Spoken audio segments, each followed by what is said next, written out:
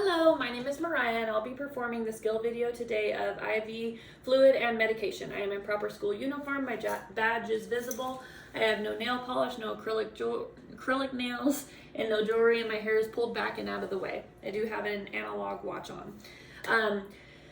I do have all my supplies with me, my calculations, medication, fluids, a secondary line, primary line, my gloves along with alcohol, and this is my homemade IV pole stand to also hold medications. Okay, so before I get started, the doctor has ordered some fluids and medications to be given to the patient, so I would make sure that I identify my patient with 2 identifiers when I enter the room. I will also make sure I have the 6 rights of medication before giving this medication, which is the right patient, the right drug, the right dose, the right route, documentation, right drug, right dose, patient, and time, and the right timing for the medication. I would do all of this by checking the MAR, also along with asking the patient if they have any allergies to medications, along with also checking the MAR to make sure that we are giving the medication we're not going to have an allergic reaction. Okay, so the type of drip factor that we are going to be using is 15 drops per minute, and I went ahead and did the calculations for our patient. The doctor has ordered 150 mLs of fluids, and our drip factor rate is 15 drops per minute. So those calculations equal out to being 37.5. We round up 38 drops per minute for our fluids. Along with amoxicillin has been ordered for our medication. It was 250 milligrams, which equals out to the 100 milliliters. So a drip factor of 15 calculates out to 100 drops per minute for our drip factor. Okay, so I am now going to begin. We would enter the patient's room, knock, knock, close the door behind us to ensure patient privacy, and we'll begin. So I will perform hand hygiene, and I would don on some gloves.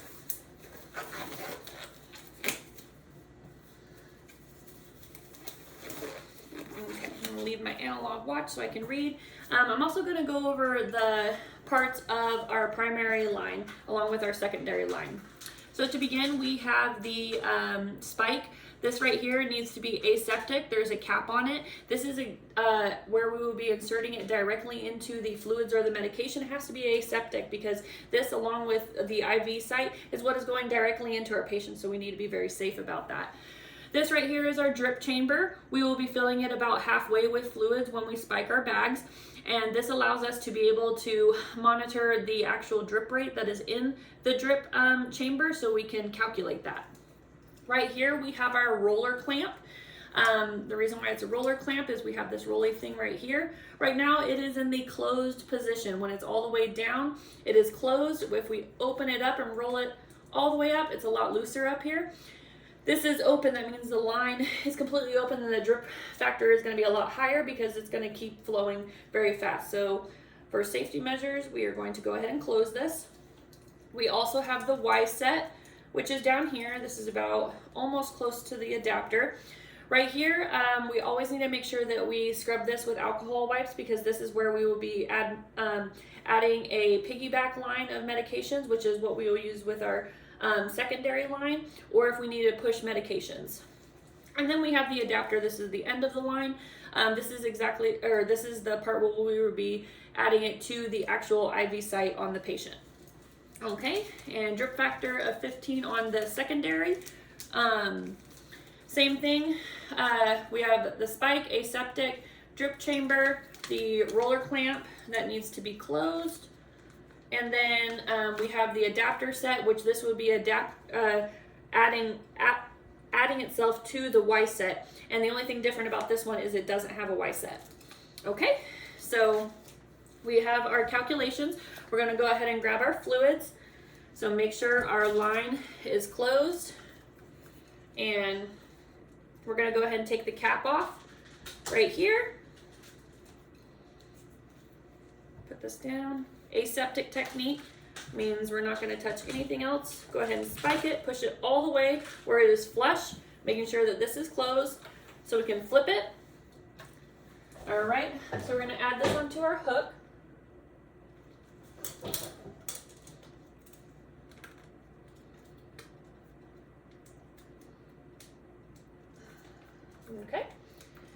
So we're adding that on our hook. We want to make sure that it is about 38 inches above the IV site of where the patient is. So what we're going to do is we're going to go ahead and open our line.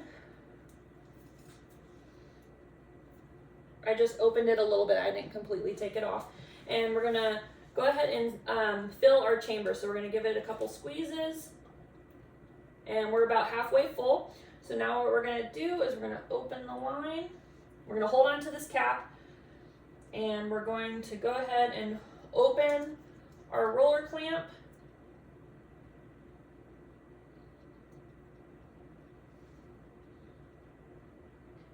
And right now what we're doing is we are getting any of the air out of our line.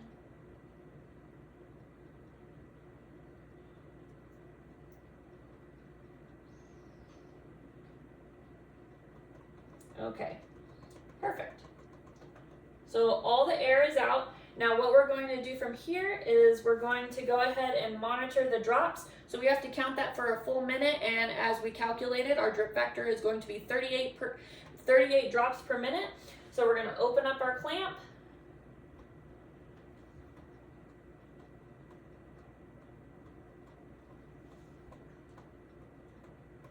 And we're going to go ahead and start counting now.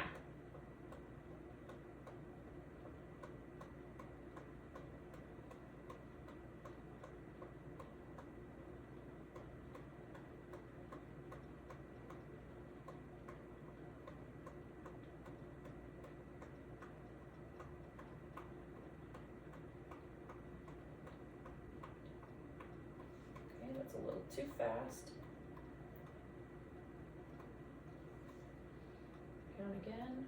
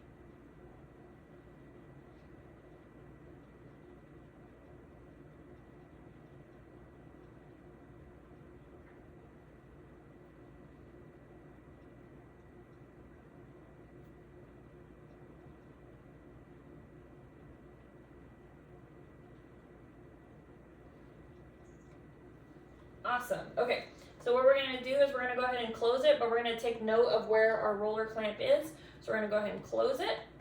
Since we have found where 38 drops per minute, go ahead and close that cap. And what we will do right now is we'll hang it up here. Okay. So now that we have our fluids and our drip rate, now we can go ahead and find the drip factor of our medication. This is amoxicillin. Same thing, we're gonna do aseptic technique and spiking our bag. So what we're gonna do is we're gonna open this up. Aseptic. Make sure our clamp is closed. Yeah.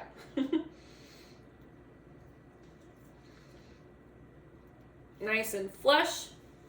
Flip it up, nothing's dripping right now. Because this is a medication and we are piggybacking, it needs to go above our fluids.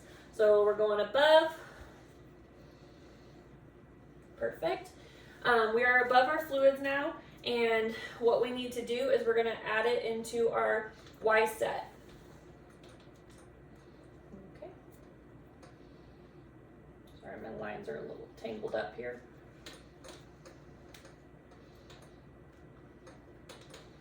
Okay, so here is our Y set. What we need to do is we need to open up our line, or attach our Y, put the adapter of our secondary to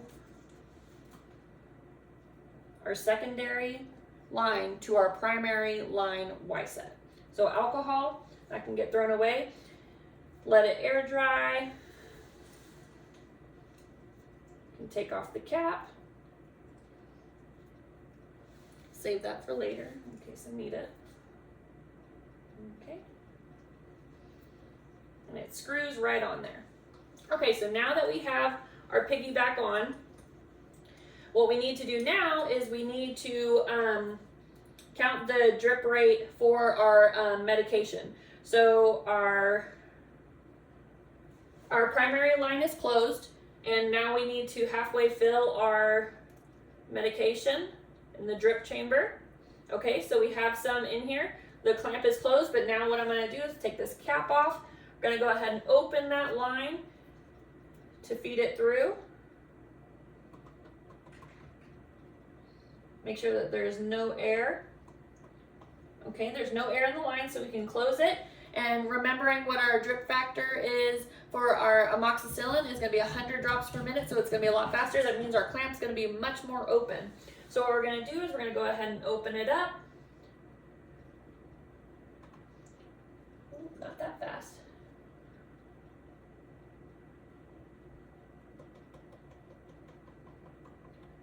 As you can hear in my trash can, it's a lot faster. Okay, so a lot faster rate. Let's go ahead and count it for 1 minute.